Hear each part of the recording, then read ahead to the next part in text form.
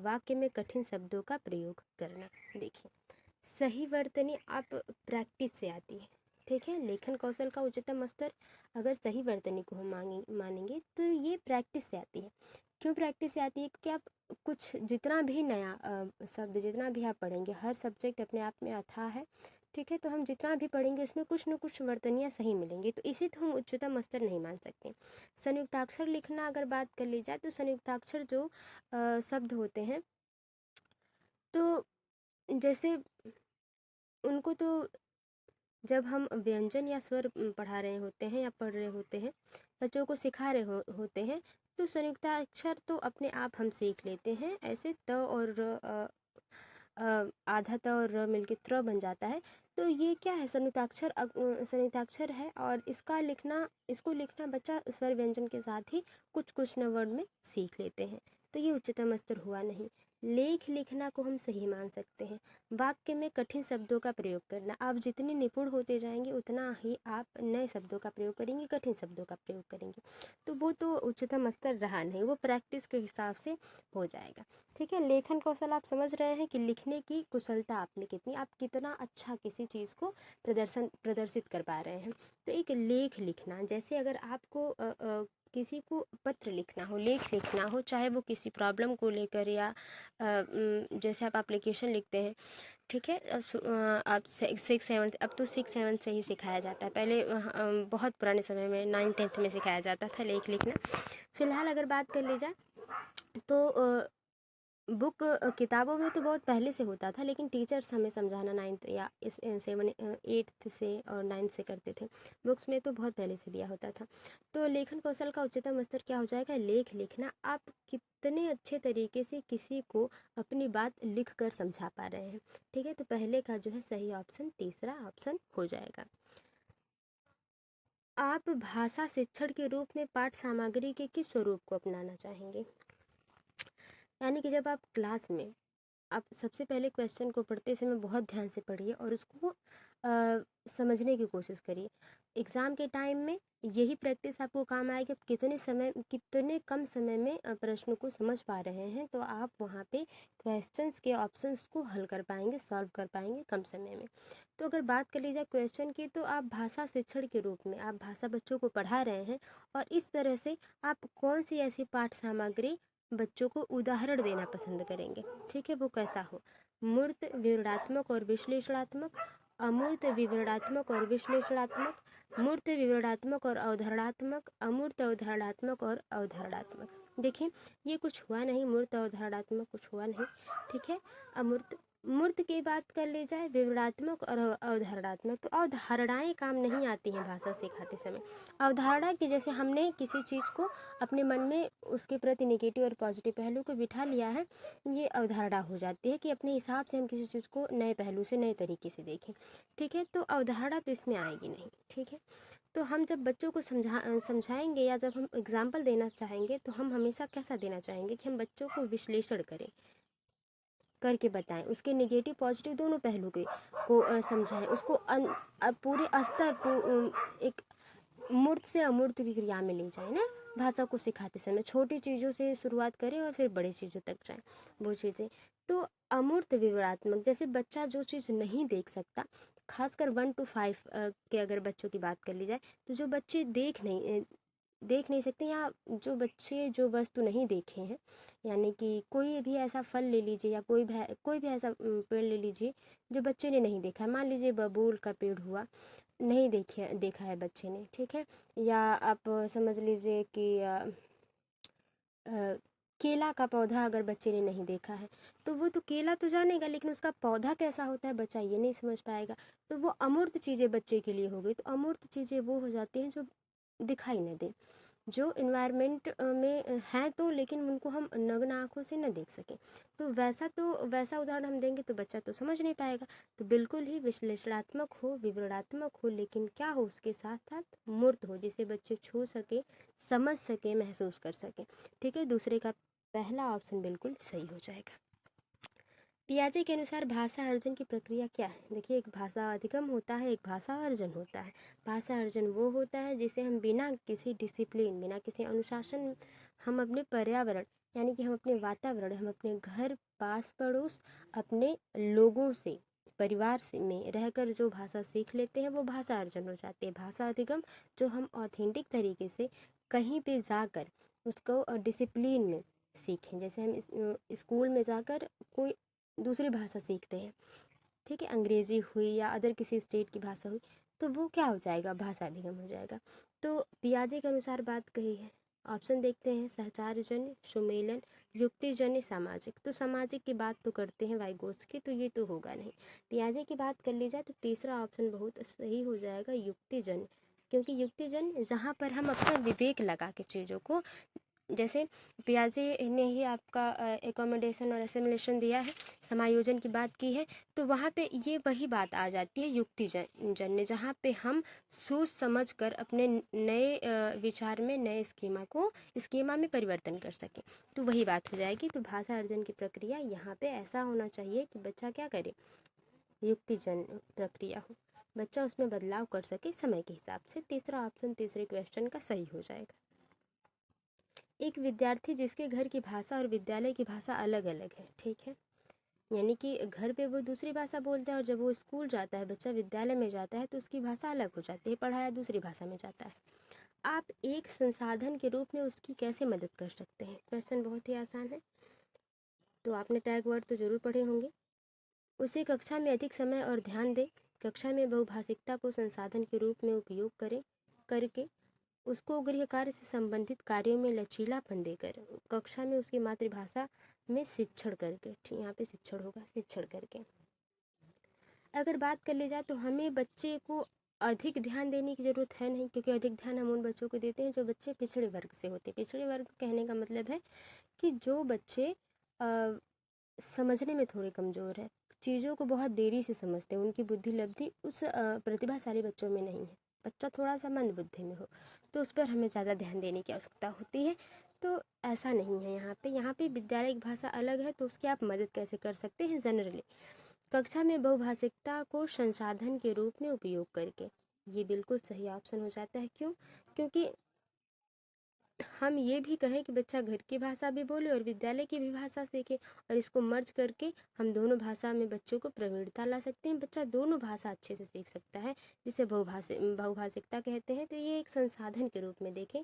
क्यों? क्योंकि एक बच्चा अगर घर की भाषा बोलता है तो वो दूसरे बच्चों को, अपने क्लासमेट में, इस घर की भाषा से एक नई भाषा और सिखा सकता है। तो स्कूल का जो माहौल होगा, क्लासरूम का जो माहौल होगा, वो थोड़ा सा इंटरेस्टिंग हो जाएगा। देखिए दूसरा ऑप्शन बिल्कुल सही हो जाता है, चौथे का दूसरा ऑप्शन। आगे देखते हैं ट्रांस लैंग्वेजिंग, ठीक है। ट्रांस लैंग्वेजिंग से बहुत क्वेश्चन आते हैं। फिलहाल बात करें ट्रांस लैंग्वेजिंग की, एक भाषा से दूसरी भाषा में जाना। ये हिंट मिल जाता है आपको एग्जाम के टाइम पे, कभी कभी एग्जामिनर रहम कर देते हैं बच्चों पे भाई, ठीक है। तो ट्रांस लैंग्वेजिंग यानी एक भाषा से दूसरी भाषा में जाना, स्विच कर जाना पूरी तरीके से, के संबंध में इन कथनों अ और ब पर विचार करें। अ क्या कह रहा है? ट्रांस लैंग्वेजिंग बहुभाषा वाद का एक लचीला स्वरूप है, ठीक है। ब देखते हैं कि ट्रांस लैंग्वेजिंग संप्रेषण क्षमता के संवर्धन के लिए जानी गई भाषाओं के बीच एक भाषा से दूसरी भाषा में व्यवहार करना है। देखिए ये बात तो सही है कि बहुभाषावाद एक का लचीला स्वरूप है, कि हम बात कर रहे हैं हिंदी में और हमें मराठी आती है, और हमारे साथ मान लीजिए इस तरह से कि दो लोग हैं, हम हैं यानी कि मैं हूँ या आप हैं, तो और आपके साथ कोई आपका फ्रेंड हो जाता है, तो आपके फ्रेंड को मराठी आती है और हिंदी भी आती है, आपको भी मराठी आती है और हिंदी भी आती है। तो आप हिंदी में पहले जनरली बात कर रहे हैं, फिर बात करते करते आप मराठी भाषा बोलने लगे, तो ये क्या है? एक लचीला स्वरूप है, ये सही है भाई, भी सही है।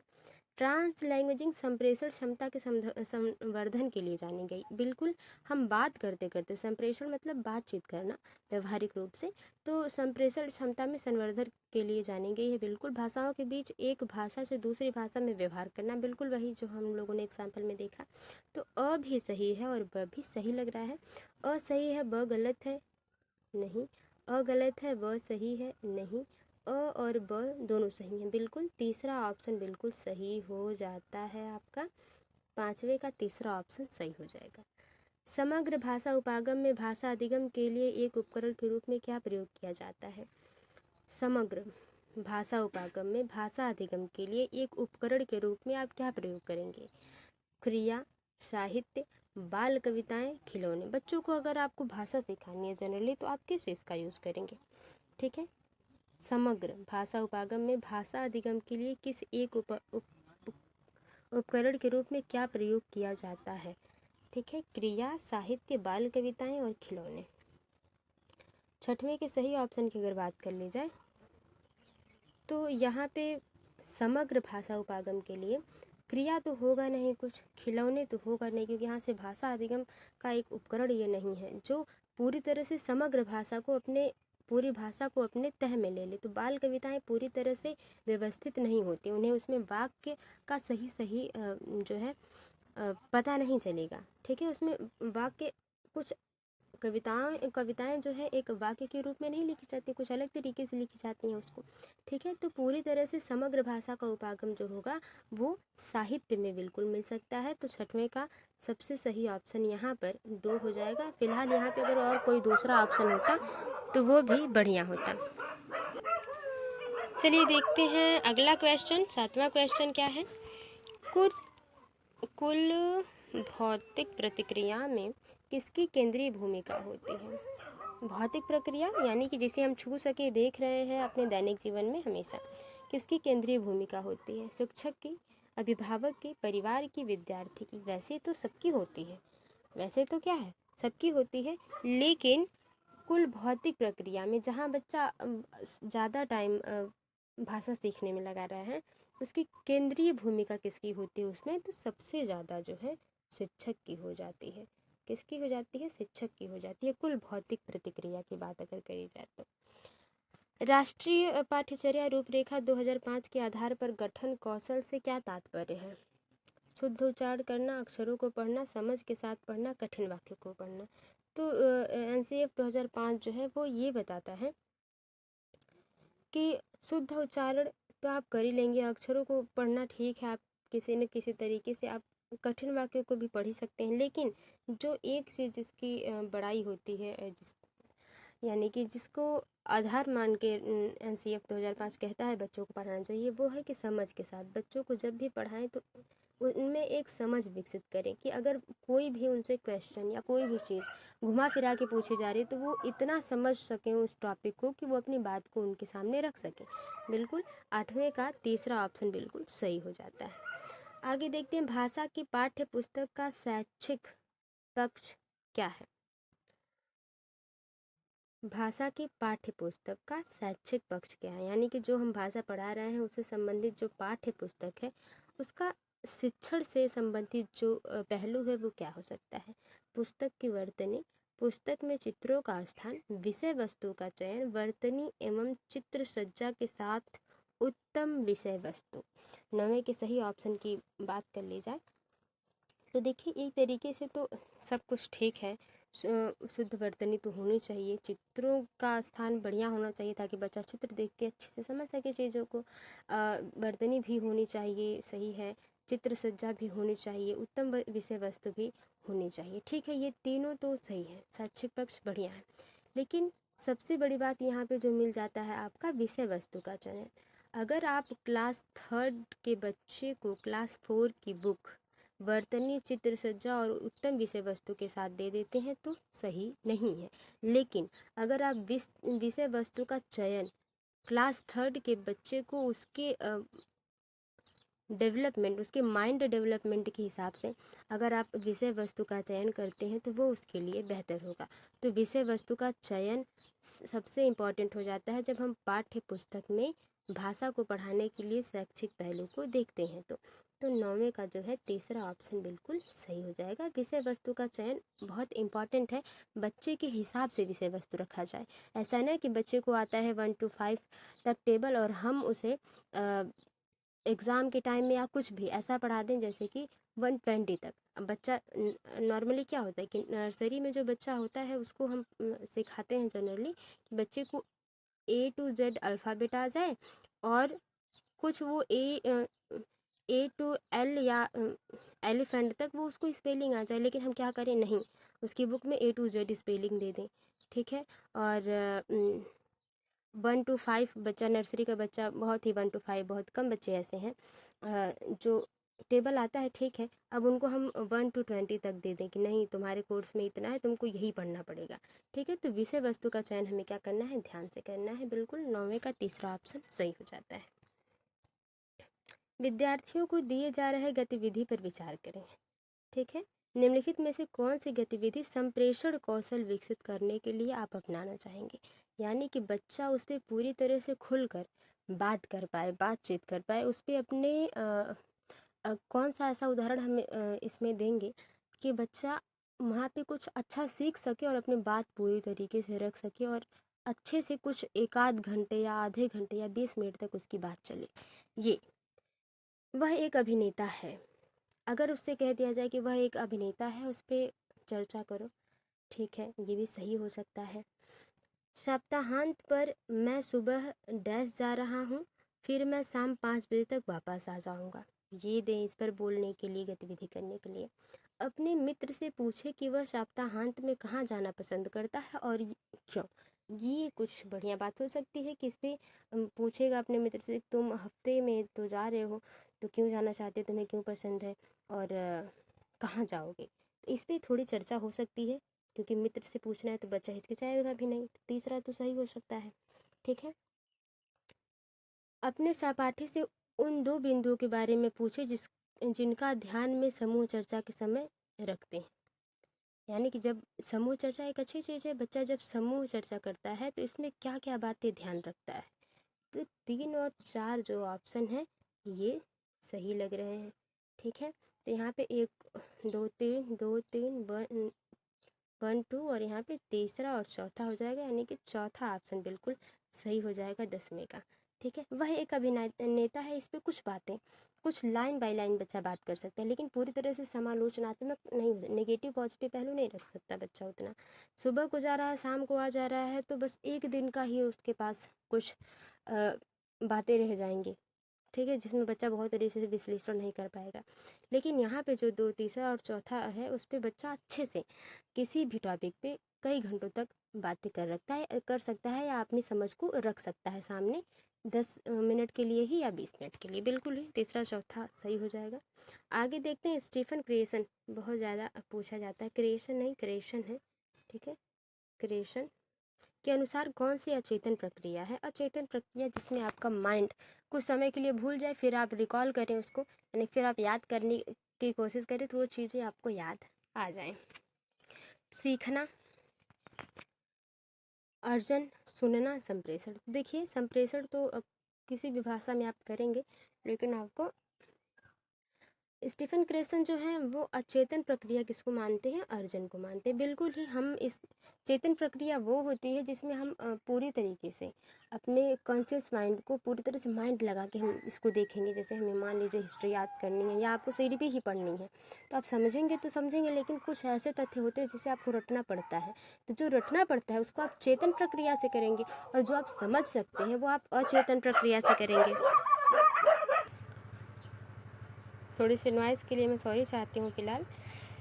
देखते हैं अच्छा क्लास को, क्वेश्चंस को।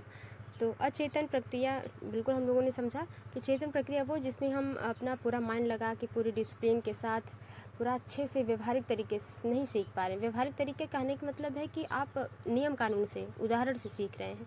लेकिन अर्जन एक प्रक्रिया ऐसी, जैसे आप भाषा सीख रहे हैं, अभी हम लोगों ने बात करी भाषा सीखते हैं, भाषा अर्जन, भाषा अधिगम पे हम लोग अभी बात किए हैं।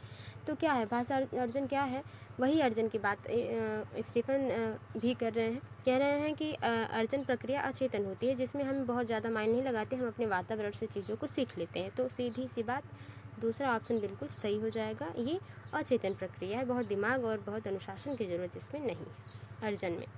वाइगोत्स्की के अनुसार जो बच्चे डैश का व्यापक उपयोग करते हैं वे अन्य बच्चों की तुलना में जटिल कार्यों को अधिक प्रभावी ढंग से सीखते हैं। कौन सी ऐसी व्यापक जिसका उपयोग कर रहे हैं बच्चे, आंतरिक भाषण, व्यक्तिगत भाषण, निजी भाषण, मौन भाषण, ठीक है। तो हाँ, वाइगोत्स्की और पियाजे जी ने बच्चा अपने आप से जो बात करता है, अपने मन में ही अपने आप से जो बातें करता है खेलते समय या कोई काम करते समय, जब बच्चे छोटे होते हैं तो उन्हें क्या वाइगोत्स्की ने तो कहा है, लेकिन पियाजे ने क्या कहा है, उसे आत्मकेंद्रितवाद कहा है। और वाइगोत्स्की जी ने क्या कहा है, आप जान ही रहे हैं, उन्होंने निजी भाषण कहा है, निजी वाक कहा है। बच्चा जो अपने आप से बात करता है तो किसी भी चीज़ को, किसी भी जटिल कार्य को या किसी भी पहलू पर वो अदर बच्चों की तुलना में ज़्यादा जो है उस पर बात या चर्चा कर सकता है, वो अच्छे से सीखेगा अदर बच्चों की अपेक्षा। तो निजी भाषण हो जाएगा। 12 का तीसरा ऑप्शन हो जाएगा सही, इसमें बहुत ज़्यादा चर्चा वाली बात नहीं है। पियाजे के अनुसार भाषा का विकास डैश से डैश तक होता है। पियाजे की बात हो रही है। निजी से व्यक्तिगत, तो निजी की बात तो पियाजे करते नहीं है, ये तो वाइगोत्स्की करते हैं, तो ये तो होगा नहीं। ठीक है। निजी से सामाजिकृत, तो न ही वो निजी की बात करते हैं, सामाजिकृत की मान लीजिए थोड़ा बहुत करते हैं, लेकिन निजी की तो नहीं करते। आत्मकेंद्रित की बात करते हैं, फिर आत्मकेंद्रित से सामाजिक, बिल्कुल। पहले बच्चा अपने आप से बात करता है, फिर अपनी बात को समाज में यानी कि अपने माता पिता से, दोस्तों से, भाई बहनों से, फिर बड़े लेवल पर जैसे जैसे बच्चा नॉलेज गेन करता है, सीखता है उतना, तो बिल्कुल ही भाषा का विकास आत्मकेंद्रित से, पहले बच्चा अपनी भाषा में अपने से बात करता है, ठीक है, और उसके बाद समाज से। इसकी अभी अभी हम लोगों ने चर्चा करी। 13 का तीसरा ऑप्शन बिल्कुल सही हो जाता है। 14th क्वेश्चन है कि कक्षा में चर्चा के दौरान कक्षा 5 की एक विद्यार्थी भ्रष्टाचार के कर्म पर अपना दृष्टिकोण प्रस्तुत करती है। इस दौरान ना तो वह दूसरों के विचारों से सहमत प्रकट कर रही है और ना ही वह दूसरों के नज़रिया से विषय वस्तु को देखने की कोशिश कर रही है। पियाजे के अनुसार वह किस प्रकार के भाषण में शामिल है, यानी कि जो बच्ची है वो किस पर काम कर रही है, भ्रष्टाचार पे, लेकिन वो ना ही दूसरों की बातें सुन रही है और ना ही दूसरों की बातों को, विचारों को समझने का प्रयास कर रही है। तो वो बच्ची अभी किस स्टेज पर है, आत्मकेंद्रित भाषण है बच्चे में, सामाजिक भाषण है, व्यक्तिगत भाषण है, या निजी भाषण है। 14 का जो सही ऑप्शन हो जाएगा वो आत्मकेंद्रित भाषण है। बच्चे जो है अपने आप में ही रह जा रही है, यानी कि वो अपने अपनी जो चीज़ें हैं, जो तरीका है बच्चे का सॉल्व करने का, वो खुद से, कि उसे लग रहा है कि मैं जो करूँगी या मैं जो पहलू सोच रही हूँ वो सबसे बढ़िया है। तो बच्चे क्या है, आत्मकेंद्रित भाषण है। वो किसी आत्मकेंद्रित भाषण में बच्चा जो है अपने आप से बातें करता है, वो दूसरे के विचारों और व्यवहारों पर ध्यान नहीं देता। तो पहला ऑप्शन बिल्कुल सही हो जाएगा 14 का। ठीक है। पियाजे और वाइगोत्स्की से हमने क्वेश्चन किए जो कि अच्छे अच्छे क्वेश्चन हैं। जीन पियाजे के सिद्धांत के अनुसार विद्यार्थियों को व्याकरण संरचनाओं को समझने के लिए भाषा शिक्षक को क्या करना चाहिए, यानी कि हम व्याकरण संरचनाओं को भाषा में किस तरह से समझा सकते हैं। पियाजे के अनुसार समृद्ध लिखित सामग्री प्रदान करें और विद्यार्थी को विभिन्न संरचनाओं की खोज करने दें। तो ये बात तो सही है कि वो करके सीखने पर बल देते हैं सभी लोग, सभी मनोवैज्ञानिक। विद्यार्थियों को अधिक से अधिक व्याकरण का अभ्यास करने के लिए दें, ये भी सही हो सकता है, जितना प्रैक्टिस करेंगे चीज़ें उतनी अच्छी आएंगी। लेकिन सबसे बेस्ट ऑप्शन हमें चूज़ करना है। विद्यार्थियों को पुस्तक से संरचना को याद करने के लिए कहें, तो याद करने की बात हम यहाँ नहीं करेंगे। विद्यार्थियों को विभिन्न संरचनाओं पर कोई एक प्रदत्त कार्य दें। प्रदत्त कार्य मतलब कि जैसे कि बच्चों को एक काम दे कि जिससे प्रैक्टिकल होता है, प्रदत्त कार्य वही समझ लीजिए। ठीक है, बिल्कुल। तो इससे भी नहीं, ये दो सही हो सकते हैं, लेकिन इन दोनों में सबसे बेस्ट क्या है, समृद्ध लिखित सामग्री प्रदान करें। बिल्कुल, लिख कर कोई चीज़ें दें बच्चों को और उसे खोज करने के लिए कहें, अलग अलग भिन्न भिन्न संरचनाओं के व्याकरण यानी कि नियम को। ठीक है, तो पहला ऑप्शन बिल्कुल सही हो जाएगा कि पहले हम क्या करते हैं, एक समृद्ध लेख लिख के दे देते हैं बच्चों को, और जैसे हम उसमें संरचना ये खोजने के लिए कह देते हैं कि इसमें कौन सा शुद्ध वर्तनी वाला वाक्य है, वो शुद्ध और अशुद्ध वर्तनी वाले वाक्य ढूंढो, या इनके पर्यायवाची ढूंढो, या ये कह सकते हैं इनमें संज्ञा सर्वनाम क्या है। इस तरह से हम कई संरचनाओं को बच्चे से खोज करवा सकते हैं। तो इससे बच्चा व्याकरण के नियमों को, संरचनाओं को अच्छे क्वेश्चन ध्यान से पढ़ें और उन क्वेश्चंस को कोशिश करें कि कम समय में चीज़ें जो हैं आपको समझ में आए। और ये तभी होगा जब आप बहुत ज़्यादा यानी कि कुछ हद तक प्रीवियस ईयर और प्रैक्टिस सेट लगा लेते हैं। तो मातृभाषा आधारित बहुभाषावाद क्या है, ठीक है। बहुभाषावाद, यहाँ पे थोड़ी सी मिसप्रिंटिंग है। बहुभाषावाद क्या है? बहुभाषावाद क्या है? ऑप्शन देखते हैं।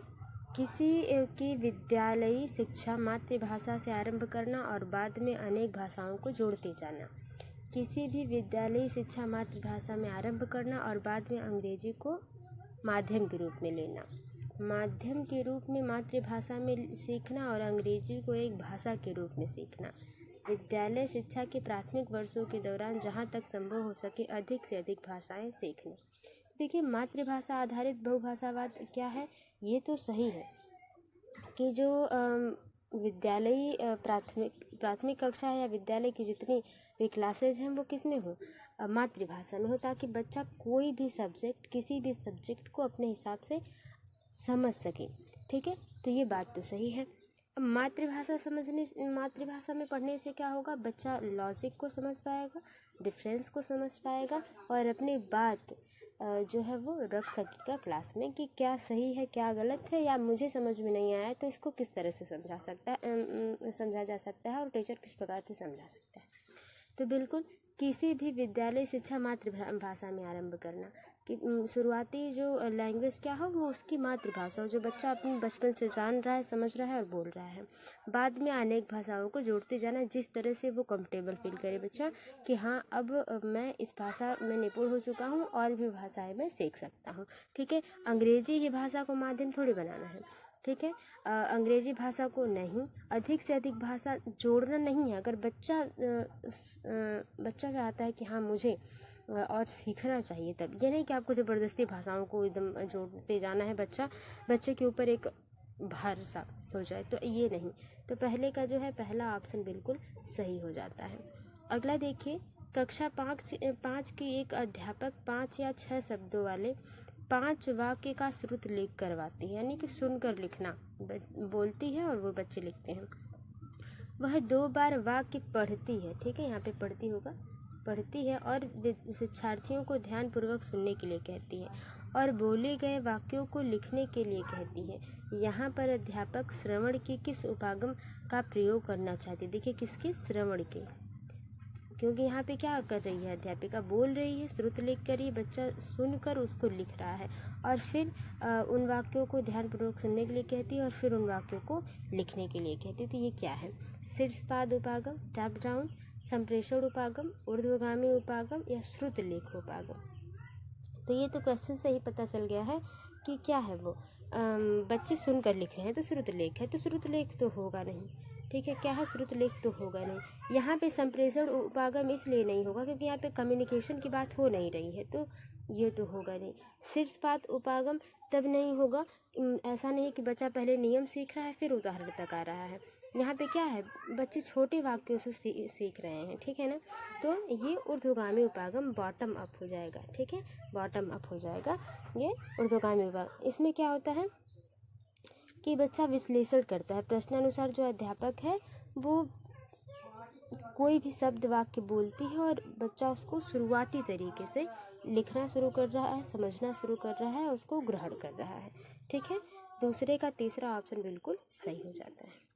आगे देखते हैं, एक अध्यापक अपनी कक्षा में विभिन्न समूहों को 10 शब्दों का एक समूह देती है, यानी कि अलग अलग कक्षा में समूह बना देती है और फिर 10 शब्दों का समूह देती है प्रत्येक समूहों को। वह ऐसे शब्द ढूंढने के लिए कहती है जो शब्द से सामान्य रखते हों, ठीक है, जो शब्द से समानता रखते हो। क्या रखते हो? समानता, यानी कि मिलते जुलते हों, जैसे कि पर्यायवाची समानता रखते हो। और नया शब्द बनाने के लिए उनके आगे उपसर्ग या प्रत्यय जोड़ा जा सके जिससे नया शब्द बन सके, यानी कि जो है कि जल हुआ तो इसका पर्यायवाची क्या हो जाएगा? नीर। तो ये समानता शब्द हो गया, इसमें क्या प्रत्यय और उपसर्ग जोड़े कि ये नया शब्द बने, ये बताने की जो अध्यापिका है या अध्यापक है कह रहे हैं। तो इसे क्या कहा जाता है? शब्द जाल, थीम, विषयक शब्द संपदा, विन्यास या शब्द समूह। देखिए, शब्द जाल कि अगर बात कर ली जाए तो शब्द जाल तब होगा जब बच्चे को एक वोकैबुलरी टाइप दे दी जाए, बहुत से शब्द दे दिए जाए और उसके अंतर या उससे संबंधित कुछ ढूंढने के लिए। लेकिन यहाँ पे क्या है, निश्चित है 10 शब्द ही दिए गए हैं, तो शब्द जाल तो ऐसा होगा नहीं। या शब्द जाल ऐसा हो सकता है कि आपने एक वाक्य दे दिया, उसमें कह दें आप संज्ञा ढूंढिए, विश्लेषण ढूंढिए, सर्वनाम ढूंढिए, तो ये शब्द जाल। थीम विषयक शब्द संपदा। थीम विषयक शब्द संपदा तब होती है जब बच्चों को कोई थीम दे दी जाती है कि जल पर या वायु प्रदूषण पर अपनी राय दीजिए या लेख लिखिए, तो ये थीम विषयक शब्द संपदा हो जाती है। शब्द समूह तो यहाँ पे कोई लॉजिक बनता नहीं है, यहाँ पे बन जाता है विन्यास। क्या बन जाता है? विन्यास। यानी कि तीसरे का जो सही ऑप्शन हो जाएगा वो तीसरा ऑप्शन हो जाएगा कि यहाँ पे शब्द विन्यास हो रहा है एक शब्द से नया शब्द बनाने का, तो ये शब्द विन्यास हो जाएगा। तीसरे का तीसरा ऑप्शन सही हो जाता है। बोली से क्या तात्पर्य है? किसी एक क्षेत्र या सामाजिक समूह की वाचन विशेषता, किसी एक क्षेत्र विशेष के लोगों द्वारा लेखन के लिए इस्तेमाल की जा रही भाषा, किसी कार्य विशेष से संबंध रखने वाले लोगों की वाचन विशेषता, सत्ताधारी लोगों द्वारा इस्तेमाल की जा रही भाषा। तो बहुत ही आसान प्रश्न है, इसको आपने सही समझ लिया होगा, यानी कि इसको देख लिया होगा कि हाँ ये क्या कह रहा है और क्या इसमें होना चाहिए। तो बात कर ली जाए कि सत्ताधारी लोगों द्वारा इस्तेमाल की जा रही भाषा को बोली नहीं कहते, ठीक है ना। किसी विशेष कार्य से संबंध रखता है जो वाचन विशेषता हो, नहीं। किसी एक क्षेत्र विशेष के द्वारा लेखन के लिए, तो बोली जो है वो बोलने से संबंधित है, लिखने से नहीं। हाँ, लिखने से भी संबंधित हो सकती है, लेकिन यहाँ पर उसका ये मतलब नहीं होगा। किसी एक क्षेत्र या सामाजिक समूह द्वारा जो बोली गई भाषा होती है वो बोली कहलाती है, ये स्पष्ट हो गया। चौथे क्वेश्चन का पहला ऑप्शन बिल्कुल सही हो जाता है। तो ये आई होप आप लोगों ने सही किया होगा, क्योंकि बहुत ज़्यादा लेंथी प्रश्न नहीं, अगर आपने प्रीवियस ईयर हल किए हैं तो ये क्वेश्चन आसान है। एक अध्यापक कक्षा में समूह कार्य, यानी कि एक अध्यापक है क्लास में जो है बच्चों का ग्रुप बनाते हैं, समूह कार्य, जोड़ों में कार्य और रोल प्ले करवाती है, यानी कि ये अभिनय करवाती है, करके सीखने का जो प्रदर्शन करता है, और आकलन के लिए शिक्षार्थियों का अवलोकन करती है। आकलन संबंधी इन गतिविधियों को क्या कहा जाता है? यानी कि बच्चा कितना अच्छा है पढ़ाई में, या जो भी चीज़ें बच्चा कर रहा है वो कितना, चाहे पढ़ाई हो और उसके बोलचाल की भाषा हो, संप्रेषणात्मक बुद्धि हो, चिंतन का जो है बुद्धि कितनी उसकी है, बच्चे की समझ कितना पा रहा है, ये सारी चीज़ें क्या करती है? अवलोकन करती है। किस प्रकार से समूह कार्य देकर, जोड़ों में कार्य देकर और रोल प्ले यानी कि अभिनय करवाकर। तो इस गतिविधि को क्या कहा जाएगा? वाचन आकलन, कक्षा आकलन, संरचनात्मक आकलन, संकल्पनात्मक आकलन। देखिए अगर इसकी बात कर ली जाए तो वाचन आकलन तब होगा जब बच्चा सिर्फ बात कर रहा होता, वाद विवाद कर रहा होता, संप्रेषण कर रहा होता, तब तो ये सही होता। तो यहाँ पे तो वाचन आकलन की बात, सिर्फ बोलने की बात तो की गई नहीं है। कक्षा आकलन तब होता जब सिर्फ कक्षा में चीज़ों को करवाई जाती, ठीक है। लेकिन यहाँ पे ज़रूरी नहीं है कि जोड़ों में आकलन करवाया जाए, रोल प्ले करवाया जा रहा है तो क्लास में ही करवाया जा रहा होगा, ऐसा ज़रूरी नहीं है, और ना ही क्वेश्चन में ऐसा कुछ दिया गया है। संरचनात्मक आकलन यानी कि क्रिएटिव है ये, संरचनात्मक मतलब क्रिएटिव, नई चीज़ें करवा के बच्चे से जानना। संकल्प तो कोई संकल्पना ऐसी नहीं कि बस आपको इसी प्रकार से ही करवाना है, तो यहाँ पे क्रिएट यानी कि संरचनात्मक आकलन हो जाता है। टीचर क्या है, वो अवलोकन कर रही है और इस गतिविधि को कहेंगे संरचनात्मक आकलन, अलग अलग तरीके से आकलन, ठीक है। एक अध्यापक कक्षा में वस्तुओं के ऊपर वस्तु का नाम शिक्षार्थी की भाषाओं, अंग्रेजी तथा शिक्षार्थियों द्वारा जानी गई अन्य भाषाओं में लिखती है। यहाँ पर अध्यापक क्या करने का प्रयास करे, यानी कि वो जो चीज़ें हैं, जो चीज़ें समझाई जा रही हैं बच्चों को दिखाकर, उसमें अध्यापक उस वस्तु का नाम भी लिखती है, शिक्षार्थी का नाम भी लिखती है, और जो बच्चे को भाषा बोलनी आती है वो भी, और अंग्रेजी जो सेकेंड लैंग्वेज के रूप में हम सीखते हैं उसको भी, और शिक्षार्थी जो मातृभाषा जानता है उसको, उनकी भाषाओं में यानी कि विभिन्न भाषाओं में लिखती है, तो वो क्या करने का प्रयास कर रही है? शिक्षार्थियों को वर्णमाला के अक्षरों से परिचित करवा रही है। शिक्षार्थियों में भाषा संबंधी जागरूकता पैदा कर रही है। शिक्षार्थियों में लिपि संबंधित जागरूकता के संबंध विकसित कर रही है। कक्षा में भाषा समृद्ध परिवेश सृजित कर रही है। अगर आप बहुत ध्यान से इसको पढ़ेंगे तब आप इसको समझ पाएंगे। देखिए, अलग अलग भाषा में बच्चे का नाम लिखना और वस्तु का नाम लिखना वर्णमाला का तो संकेत है नहीं, ठीक है। वर्णमाला का परिचय तब होता जब वहाँ पे स्वर व्यंजन और अदर कई चीज़ों से सिखाया पढ़ाया जाता। तो हाँ, ये हो सकता है कि भाषा संबंधी जागरूकता पैदा करिए कि हम कई भाषा एक साथ बोल सकते हैं, जिससे बच्चे जागरूक होंगे, कई भाषा सीखने के लिए तत्पर होंगे, मन होगा उनका कि मुझे भी मैम या सर की तरह सीखना चाहिए, ये अच्छी चीज़ है, ठीक है। शिक्षार्थियों में लिपि संबंधित, तो बच्चे 1 to 5 तक प्राइमरी लेवल के बच्चों को लिपि संबंधित जानकारी देना उतना सही नहीं है जितना कि होना चाहिए माध्यमिक या अपर क्लास के बच्चों को, तो ये भी उतना सटीक बैठता नहीं। तो दूसरा हो गया। अब बचता है तीसरा, कक्षा में भाषा समृद्ध परिवेश सृजित कर रही है। देखिए, जब कक्षा में यानी क्लास में भाषा का समृद्ध परिवेश होगा, यानी कि परिवेश होगा, लोग कई भाषाएं बोलेंगे, तब जाके बच्चों में क्या होगी, जागरूकता पैदा होगी। क्योंकि अगर आधे घंटे तक, ठीक है, कितने आधे घंटे तक अध्यापिका क्या कर रही हैं, अध्यापक बोल रहे हैं बहुभाषा में, और उसके बाद फिर वो बच्चे घर आ जाते हैं, तो अगर उनके आसपास पड़ोस में या उनके क्लासमेट जो बच्चे हैं वो भाषा नहीं बोल रहे हैं, तो परिवेश तो बन नहीं रहा है, क्योंकि वो आधे घंटे टीचर पढ़ाती है और फिर चली जाती हैं। जब तक टीचर पढ़ाती हैं तब तक बच्चा उत्सुक होता है, उसके बाद उसके माइंड से निकल जाता है।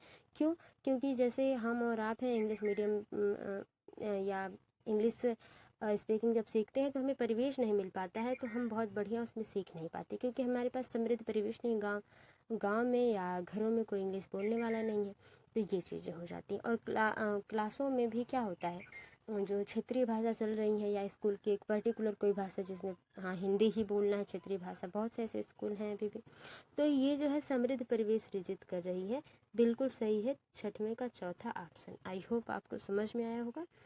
भाषा अंतरण यानी ट्रांस लैंग्वेजिंग से क्या तात्पर्य है, जिसके बारे में हम लोगों ने कल भी बात की थी और बढ़िया से बात की थी। ट्रांस लैंग्वेजिंग वो हो जाती है जब एक भाषा आप बोलते बोलते दूसरी भाषा को बोलने लगे। जैसे आपको हिंदी और मराठी दोनों भाषा आती हो और आप जिससे बात करें उसे भी वो दोनों भाषा का ज्ञान हो, आप हिंदी बोलते बोलते आप उसमें मराठी बोलने लगते हैं। बस जैसे हम इंग्लिश बोलते हैं, हिंदी बोलते बोलते इंग्लिश वर्ड का यूज कर लेते हैं, तो यही चीज़, तो वो ट्रांस लैंग्वेजिंग हो जाती है।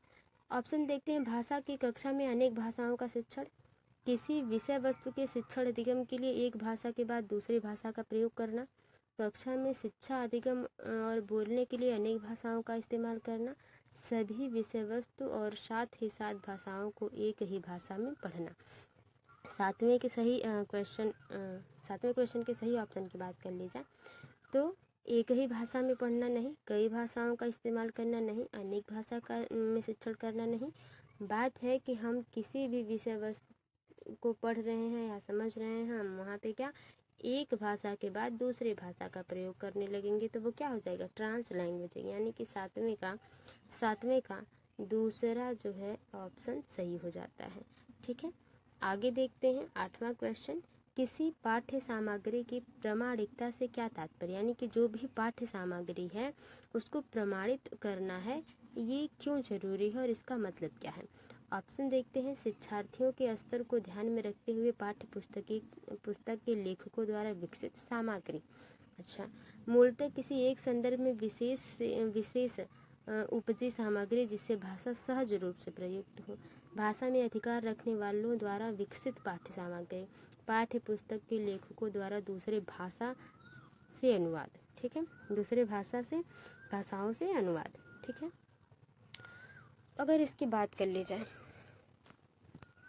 आठवें के क्वेश्चन की, तो प्रामाणिकता ये मतलब है कि शिक्षार्थी को स्तर में शिक्षार्थी जितना समझ पा रहा है, ठीक है, शिक्षार्थी जितना समझ पा रहा है उसके हिसाब से पाठ्य पुस्तक बनाना चाहिए। ये तो सही है, लेखकों द्वारा विकसित सामग्री, और वो सामग्री शिक्षार्थियों के स्तर को ध्यान में रखते हुए पाठ्य पुस्तक के लेखकों द्वारा विकसित सामग्री, यानी कि वो बच्चे को के स्तर को तो ध्यान दें लेखक, और पाठ्य पुस्तक की जो सामग्री विकसित कर रहे हैं वो बच्चों के स्तर के हिसाब से, ये तो ठीक है। ये भी मूलतः किसी एक संदर्भ में विशेष से उपजी सामग्री जिसमें भाषा सहज रूप से प्रयुक्त हो। तो सबसे बड़ी बात ये हो जाती है, अधिकार रखने वाले कोई भी अधिकार नहीं। अगर कोई प्रोफेसर है हिंदी का और वो कोई बुक लिख रहा है तो ज़रूरी नहीं है कि वो जैसा चाहे वैसा छाप दे या प्रिंट कर दे, प्रकाशित कर दे बुक और बच्चे उसे ज़बरदस्ती पढ़ें, ऐसा कोई नहीं। ये अनुवाद की बात भी नहीं। ये दो क्वेश्चन है जिस पे हमें विचार करना है। अगर आप ध्यान से देखें कि एक संदर्भ विशेष में उपजी सामग्री, यानी कि जो भी संदर्भ यानी कि जो भी स्तर बच्चों का है उसके हिसाब से जो भी सामग्री ज़रूरत है उसे बनाई तो जा रही है, लेकिन कैसे सहज भाषा में बनाई जा रही है। तो जहाँ पे आसानियाँ होंगी, बच्चों को पढ़ने में समझने में दिक्कत परेशानी नहीं होगी, वही ऑप्शन बिल्कुल सही होगा। दूसरा ऑप्शन बिल्कुल सही हो जाता है कि वो सहज रूप में प्रयुक्त हो। ऐसा नहीं कि लेखकों ने जैसा भी जिस भी लैंग्वेज में चाहा बच्चों के स्तर से क्योंकि हर प्रत्येक भाषा में कुछ कठिन शब्द होते हैं, कुछ हमेशा यूज़ करने वाले शब्द होते हैं और कुछ मुश्किल शब्द होते हैं जो हम उसे डेली बेसिस पे यूज़ नहीं करते। तो ऐसा हो कि सहज हो, ताकि बच्चा उसका डेली प्रयोग करता हो और बच्चे उस शब्द को, उस भाषा को समझ सके। तो 8वें का दूसरा ऑप्शन बिल्कुल सही हो जाता है। भाषा की पाठ्य पुस्तक का शैक्षिक पक्ष क्या है? यानी कि जब भी भाषा की पाठ्य पुस्तक को बनाया जा रहा है तो उसका शैक्षिक पक्ष क्या हो सकता है? ठीक है, पुस्तक की वर्तनी, पुस्तकों में चित्रों का स्थान, ठीक है, ज़्यादा चित्र होते हैं तो बच्चे थोड़ी उत्सुकता से पढ़ते हैं। विषय वस्तु का चयन, वर्तनी एवं चित्र सज्जा के साथ उत्तम विषय वस्तु। ये बात भी तो सही है कि वर्तनी भी सही हो, चित्र भी हो उसमें, और विषय वस्तु भी क्या हो, उत्तम हो। तो ये तो सही बात है। अब ध्यान से देखते हैं कि इसमें क्या सही हो सकता है। पुस्तक की वर्तनी बहुत इम्पोर्टेंट नहीं है, चित्रों का स्थान उतना शैक्षिक पक्ष से मजबूत नहीं है, लेकिन विषय वस्तु का चयन बहुत ही शैक्षिक पक्ष से भाषा की एक पाठ्य पुस्तक में होना चाहिए। क्यों? क्योंकि जब हम विषय वस्तु का चयन करते हैं तो वहाँ वर्तनी तो बाद में आती है, चित्र सज्जा बाद में आती है, लेकिन जो विषय वस्तु हो वो उत्तम भले न हो लेकिन सहज जरूर हो, ताकि बच्चा उसको समझ सके। ऐसा नहीं कि इतने उत्तम विषय वस्तु लिख दे कि बच्चा समझ ही ना पाए। जब पौधा पढ़ाया जाए तो ऐसे पौधे का नाम लिखा जाए जो उसके आस पास पड़ोस में हो ही ना। तो ऐसे उत्तम विषय वस्तु नहीं चाहिए। विषय वस्तु का चयन ध्यान से शैक्षिक पक्ष से होना चाहिए। तो 9वें का तीसरा ऑप्शन सही हो जाता है। विद्यार्थियों को दिए जा रहे गतिविधियों पर विचार करें, ठीक है, और निम्नलिखित में से कौन सी गतिविधि संप्रेषण कौशल, जिसमें वाद विवाद, अच्छा बुरा और समालोचनात्मक चिंतन बच्चा कर पाए, विकसित करने के लिए आप अपनाना चाहेंगे? क्या अपनाना चाहेंगे? वह एक अभिनेता है, इस पर बात करे बच्चा। सप्ताहांत पर मैं सुबह डैश जा रहा हूँ, फिर शाम डैश तक वापस आ जाऊँगा। कि मैं सुबह जा रहा हूँ, हफ्ते में संडे के दिन या किसी भी दिन मैं जा रहा हूँ, सुबह को शाम तक आ जाऊँगा। तो इस पर अगर बच्चा बात करेगा तो कितना बात कर पाएगा। अपने मित्र से पूछे कि वो सप्ताहांत में कहाँ जाना पसंद करता है और क्यों। ये सबसे मजबूत वाक्य हो जाता है, ऑप्शन हो जाता है। क्यों? क्योंकि ये थोड़ी सी चर्चा की बात होगी, संप्रेषण कौशल इसमें विकसित होगा कि वो अपने मित्र से पूछे, अपने फ्रेंड से पूछे, अच्छा कि तुम कहाँ जा रहे हो इस हफ्ते छुट्टी पर, वीकेंड पे, और क्यों जा रहे हो, ऐसा क्या है। तो इस पे बातें जो हैं आधे घंटे 1 घंटे तक चल सकती हैं। वहाँ पे अच्छा बुरा बच्चा पूरी तरह से अवलोकन करेगा ना। तो ये संप्रेषण कौशल में ये बात हो सकती है, सही है। अपने सहपाठी से उन बिंदुओं के बारे में पूछे जिनका ध्यान में समूह चर्चा के समय खेलते हैं। यानी कि सहपाठी से उन बिंदुओं पर बात करें जब वो समूह चर्चा में समूह चर्चा होती हो और जो इम्पोर्टेंट बिंदु है उस पर बात करें, ठीक है। यानी समूह चर्चा तो सही है। तो 2 यानी कि तीसरा और चौथा ऑप्शन, चौथा वाला ऑप्शन बिल्कुल सही हो जाएगा, जिसमें तीसरा और चौथा ऑप्शन सही है। आगे देखते हैं, त्रुटियों से क्या अभिप्राय है? त्रुटियां सीखने का संकेतक हैं। त्रुटियां भाषा अधिगम को बाधित करती हैं। त्रुटियों में उसी समय संशोधन कर देना चाहिए। त्रुटियां पहचान कर उनको करने से बचना चाहिए। देखिए, अगर गलतियाँ आप करेंगे नहीं तो सीखेंगे नहीं, ये तो सही बात है ना। कि आप कोई भी चीज़ नया करते हैं तो ऐसा नहीं है कि वो फर्स्ट टाइम में पूरी तरह से परफेक्ट आपको आ जाएगी और आप पूरी तरह से कोई गलती नहीं कर रहे हैं। चाहे वो कितना भी बड़ा इंसान हो, अगर वो कोई नई चीज़ कर रहा है या पहली बार करने जा रहा है, चाहे एक साइकिल चलाना हो, पहले कोई पुस्तक पढ़ना शुरू करना हो, तो वो सारी चीज़ें त्रुटियाँ एक सीखने का संकेतक है। हम गलतियों से ही सीखते हैं, ठीक है। तो ये तो बहुत भारी प्रश्न रहा नहीं। 11 का पहला ऑप्शन बिल्कुल सही हो जाएगा। सॉरी। 12वां क्वेश्चन है कि जिन शब्दों को हम सुनते और पढ़ते हैं और फिर उनकी पहचान करते हैं उन्हें क्या कहते हैं। यानी कि जो डेली बेसिस पे जो शब्द हम सुनते हैं, पढ़ते हैं, हमेशा यूज करते हैं और उनकी पहचान करते हैं, उन्हें हम क्या कहते हैं। उत्पाद शब्द संपदा, संदर्भ में शब्द, आंतरिक शब्द संपदा, ग्राम्य शब्द संपदा। तो देखिए, आपने शायद सुना होगा या नहीं, अगर उसकी बात कर ली जाए तो जो सही क्वेश्चन हो जाएगा कि जिन शब्दों को हम डेली सुनते हैं, पढ़ते हैं और उनकी पहचान करते हैं, वो ग्राम्य शब्द संपदा है, ठीक है। आंतरिक नहीं, क्योंकि सुनते पढ़ते हैं तो आंतरिक तो होगा नहीं, तो ग्राम्य शब्द संपदा है। अब ग्राम्य शब्द संपदा क्या है? ये भाषा कौशल के 4 अवयवों का एक हिस्सा है, ठीक है। यानी कि भाषा जो कौशल है, आप लैंग्वेज स्किल जो है, इसमें सुनना, बोलना, पढ़ना और लिखना आ जाता है। तो ये क्या है? लिखना आ जाता है। ये भाषा कौशल के 4 अवयव हैं। और इसमें क्या है, सुनने व पढ़ने की जो प्रक्रिया होती है, सुनने और पढ़ने की जो प्रक्रिया हो, तो वो आंतरिक शब्द संपदा हो जाता है, ठीक है। और यह जो है सुनना और पढ़ना, ये अमूर्त है, ठीक है, अमूर्त है, लेकिन इसको मूर्त क्रियाओं में हम करते हैं। समझ में आ रहा है? आई होप कि कहने का मतलब ये है कि जो सुनना और पढ़ना है वो तो अमूर्त है, क्योंकि जो चीज़ें हम सुनाई दे रही हैं, हम क्या सुन रहे हैं ये तो हमें महसूस होता है, लेकिन सुनते समय कुछ दिखाई नहीं देता है ना। लेकिन ये मूर्त चीज़ों से लिंक होता है, मूर्त चीज़ों से लिंक होता है। ये बात तो सही है, ठीक है।